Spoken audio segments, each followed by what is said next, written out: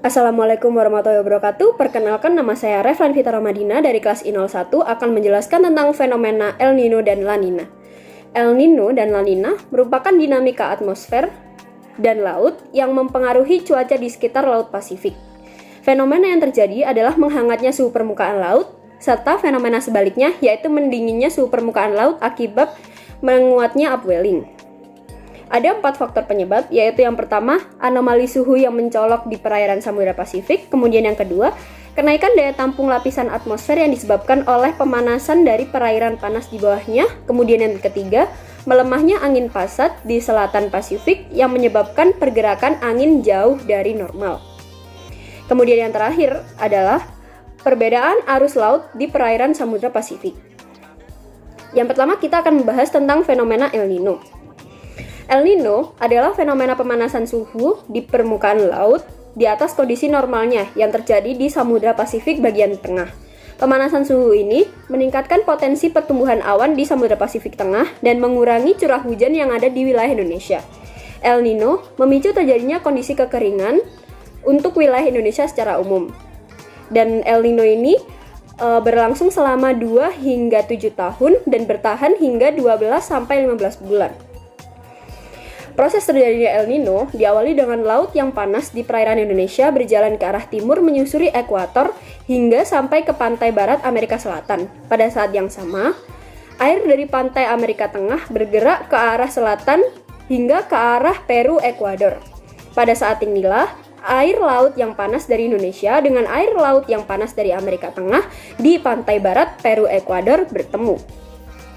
Dan perkumpulan massa air laut yang panas dalam jumlah yang besar ini menempati daerah yang luas.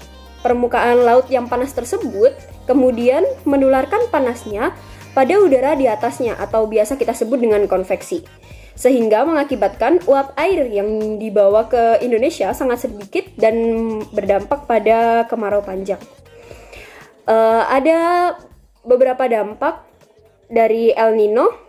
Yang pertama adalah curah hujan tinggi di kawasan Pasifik Tengah dan Timur, sedangkan sebaliknya, di daerah Pasifik Barat terjadi kekeringan yang jauh dari kata normal. Kemudian ada juga dampak positif yaitu meningkatnya panen garam serta panen ikan. Selanjutnya kita akan membahas tentang fenomena La Nina.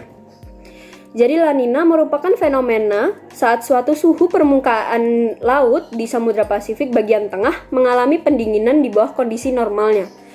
Pendinginan suhu permukaan laut ini mengurangi potensi pertumbuhan awan di Samudra Pasifik Tengah dan meningkatkan curah hujan di wilayah Indonesia secara umum. Proses terjadinya La Nina ini dapat juga dikatakan sebagai kembali normalnya cuaca pasca El Nino. Dimulai dari air laut Indonesia yang panas dari Peru, Ekuador kembali bergerak ke arah barat, akhirnya akan sampai ke wilayah Indonesia. Akibatnya, wilayah Indonesia akan berubah menjadi daerah bertekanan rendah atau minimum, dan semua angin di sekitar Pasifik Selatan dan Samudra Hindia akan bergerak menuju Indonesia.